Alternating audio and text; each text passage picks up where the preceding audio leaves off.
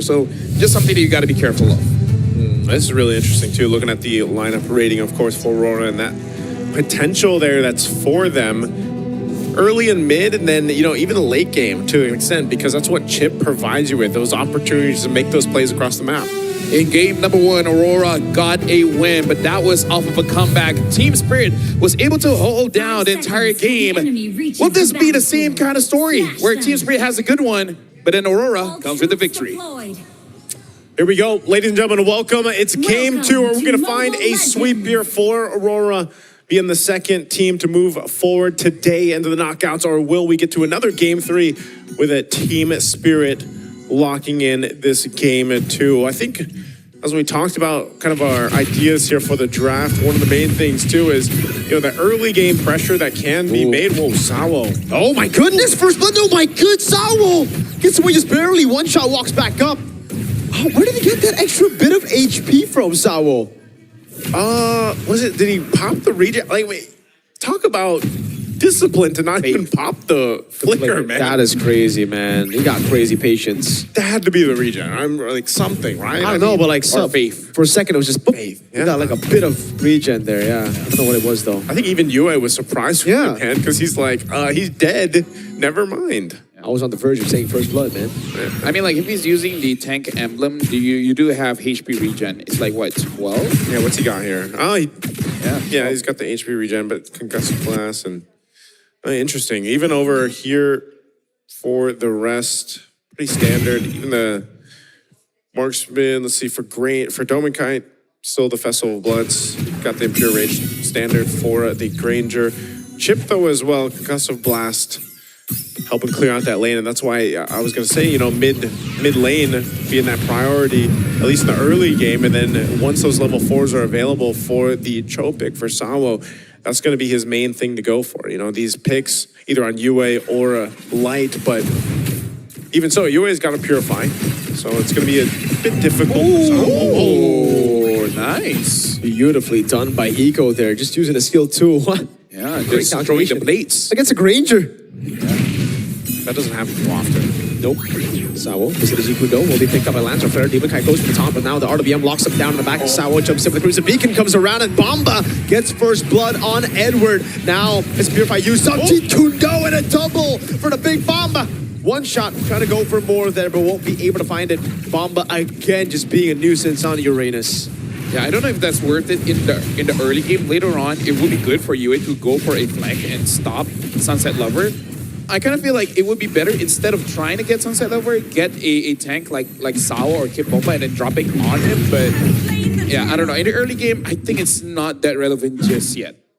I feel like around 8 minutes, that's when you can see more flanks coming in from Yue.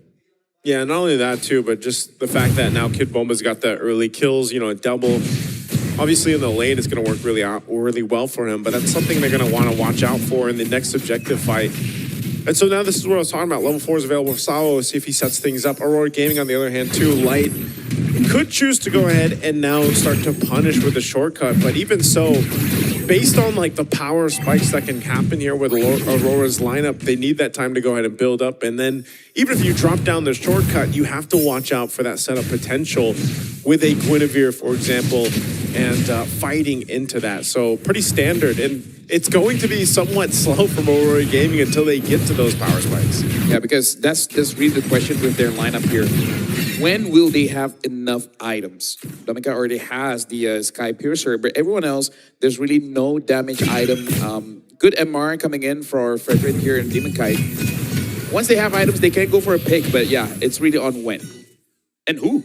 Yeah, that's the hard part about it. I think it's just kind of like how we mentioned back in game 1. Aurora Gaming is more so in that line of, let me just react to what Team Spirit's doing. Here's a setup. Race Bishop migration into the Valor Requiem. Light gets kicked as well. Sunset Lover picking up the kill there. No, that was a bit personal. That was. Was this necessary? No. Am I glad I did it? Yes. That's for earlier, I guess. Yeah. Sawo able to go for that. Now, again, as I was saying, it's just going to be kind of a decision for Aurora Gaming to go ahead and wait, let Dominkite scale up, get to this point on this Granger that he needs to, because they don't have that much damage. Even if they force a fight here, just yet. With second turtle coming up, Spanning Rivers being open, they're going to get in position now. So fighting around this second turtle, Team Spirit, after getting that first one, RORA wants to grab themselves this objective, and this is going to be a full-on team fight. Yeah, it's just that RORA has to be careful of one-shot's positioning because they could get caught, and then Team Spirit is like, yeah, we're just here for the fight. Okay, Demon Kite holding on to the turtle. Both XP laners still in bottom lane, not going to be rotating here just because the shortcut is available for Light. One shot. For the angle to go for the spatial migration. Won't be able to find it here very closely. Follows through Light, jumps in now, able to find a spatial migration. The battle requiem, but the combo comes through, and they'll be able to find Demon Kite, but Sawa gets taken out as well. Bomba rotating through Sunset, gonna be caught here. That's Edward with a flicker in. That's UM picking up a kill over Bomba, still in the midst of it all, doing so much damage. Picked up, thrown back, Doming there, gets the Sky Piercer stack, and it's 20 on the board for the Granger. And Edward will do it again, catching out one of the members right on that same part of the jungle. Coming through the shortcut, they chose to fight, they chose to go for it, and they got the objective off of it. I gotta say that must be infuriating for Kid Bomba because if he can get that kill onto Dominica, even if he dies, he's resetting the Sky Piercer, but instead he gave more over. That's something that you will find tilting going up against a Granger where you're trying to deny, ended up you doing the exact opposite, you actually give it more.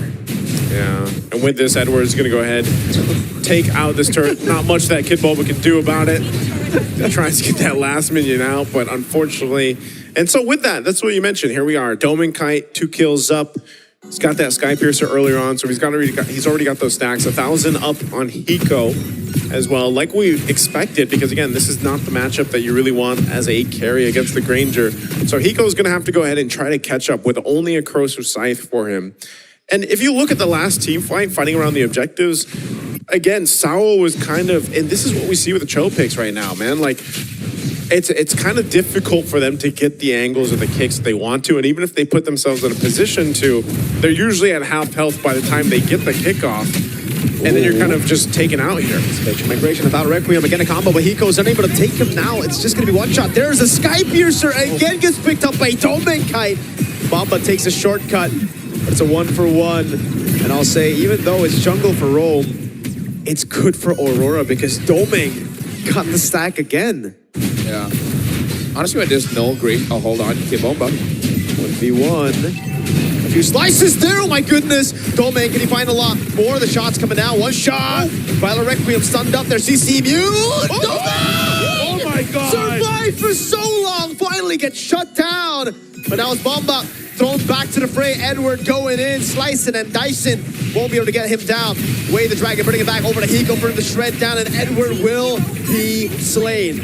Oh my God, that was amazing that Doming survived that long, but also a great response from Team Spirit to rotate down in time. A very interesting fight that broke out there, but nonetheless, last turtle of the game is up, and one shot will rotate towards this with Team Spirit having that advantage right now in terms of numbers. Yeah, that was 100% worth it because you dropped Doming Kite from 40 stacks all the way to 20. Oh my God, Edward looking for the play to jump in. One shot pops in, spatial migration won't be able to find it. Now it's good again. Demon Kite, who's just too good on the red trees. Sawa taken down, another shot down over. Bomba caught all alone. Can Doming get the last shot? No, he cannot. They have to just back away as RORA get mid-turret. Okay, mid-turret down, turtle, last one, secured by Aurora. Another stack now for Doming Kite. So putting himself on the board, it looks like they're going to be able to even, are they going to take out the tier 2 turret? There's a little bit of health here, so quite a bit of damage, and they'll take some resources off of it. I gotta say, there's a lot of flashing plays, but Yue is a problem here. Because many a times you see him putting a lantern on both Sunset Lover and Hiko. The fact that he got both damage dealers, he's not dying fast enough, and then he just, even if he doesn't pick them up, he zones them away. So it's Farsa-esque, but instead of damage, you're just tempting them to jump and say hip hip hooray.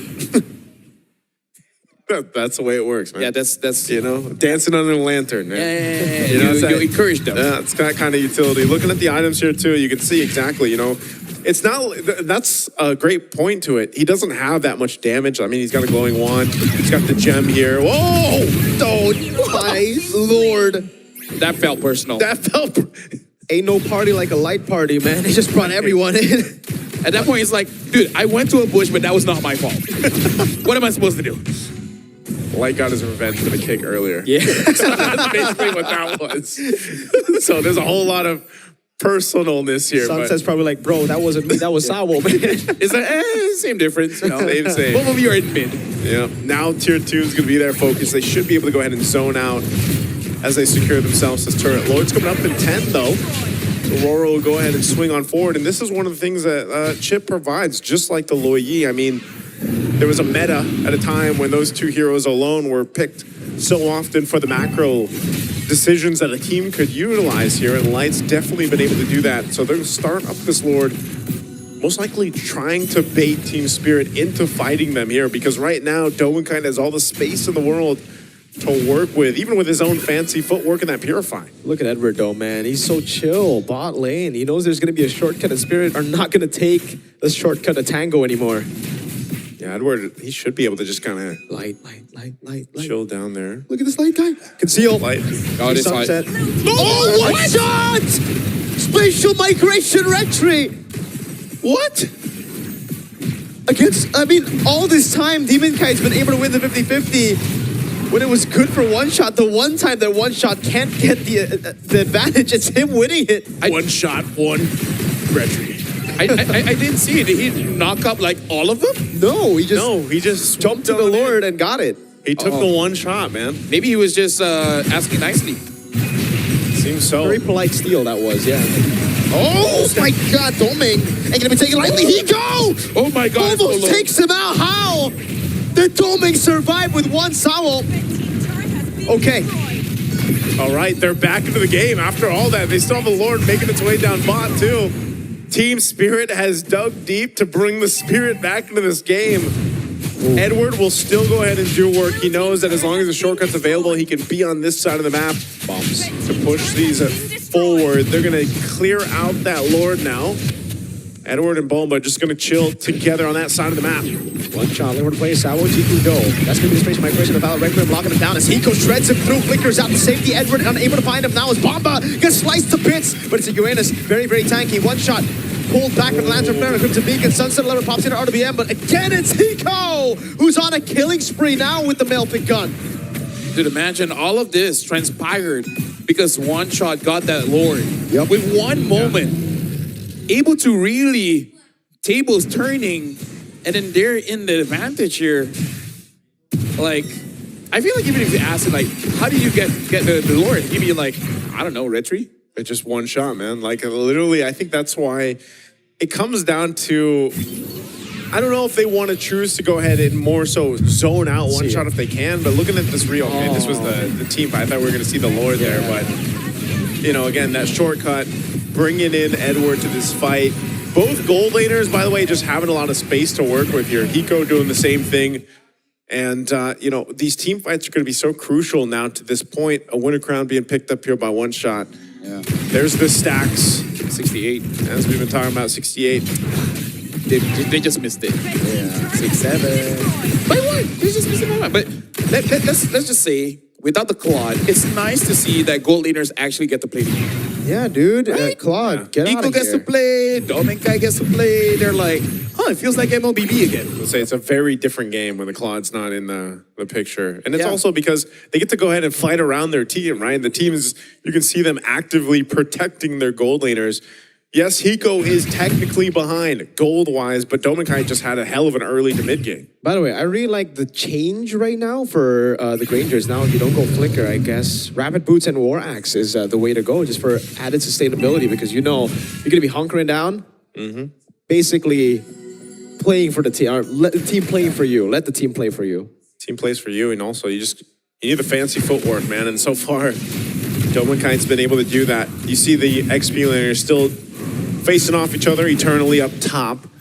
They can go through both through that shortcut. So Lauren's already at half health. This is probably more so of a test if Aurora Gaming can control this in their favor. Oh, one shot, taking a couple of shots himself. It's interesting to see a Filipino warrior going up against a Celestial B. Pretty lore accurate.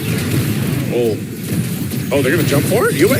On Yue, he has Purify. Oh my god, he pulls one shot back into one shot at Doming. Oh, And it's Kid Bomba. almost a fully stacked Sky Piercer now. Bomba looking for the play. No retribution on board. Edward gonna be shredded down there by Hiko as he goes in, but Light walks up. Demon Kite able to go for the retribution. Yue takes Hiko, throws him back again. Doming is a monster now. He gets a double. 11, 1 and 1.